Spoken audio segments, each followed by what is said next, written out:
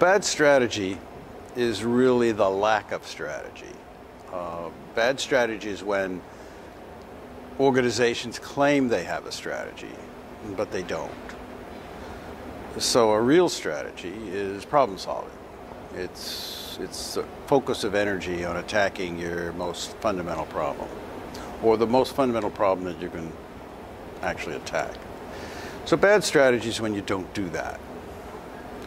When you have goals, when you have values, when you have statements of purpose, but none of them are actually problem solving. Now, how does that affect performance? Well, if you have no challenges, it doesn't affect performance. You can have a very bad strategy and continue to perform okay if you have no challenges. A nice, comfortable monopolist in a growth economy. I got to work with a tire company 2 years ago. They make tires. What are the challenges in the tire industry? Well, we couldn't really find very many. I mean, they're the standard business challenges, but nothing much is changing. And so without change and with a good, well-established position, they can sort of get by with a bad strategy. Strategy is when you have a difficulty to overcome. And so a bad strategy is when you're not focusing your energies on overcoming that difficulty. And so in those cases, if you're a business organization, you can go out of business. You can disappear. If you're a government agency or arm of the government, you rarely disappear. You wind up asking for more money. But you don't accomplish your mission.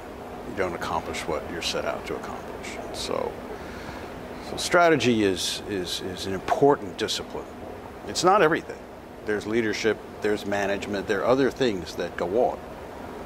But strategy, the focusing of energy on critical issues is particularly important at times of change and when there's a challenge to be overcome, or sometimes a challenge is positive, an opportunity to be grasped. Well, there are a number of good business strategies. The one I talked about yesterday was Ryanair, which was transformative of not only Irish Air, but of European air travel. And the elements that made that strategy effective were the consistency.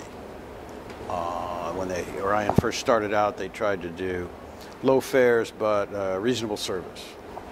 Sounds reasonable to most people. Yeah, we want A and we want B, but A and B are inconsistent. And unless you can subsidize that inconsistency, you can't do it in business. A company that I admire is NVIDIA, which is an electronics company in the United States, which started out from a position very far behind others and leapt to the forefront in a short period of time, 4 or 5 years, in graphics, electronics, graphics cards.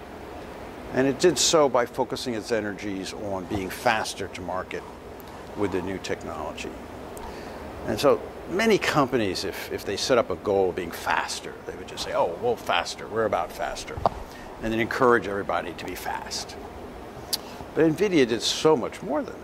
They created whole new ways of designing silicon, of interrelating with the fabs in Asia.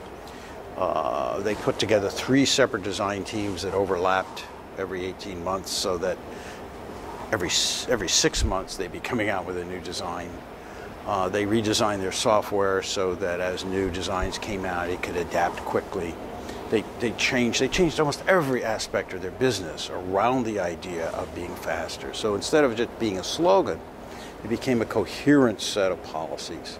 And the punch-through power of that coherence is spectacular.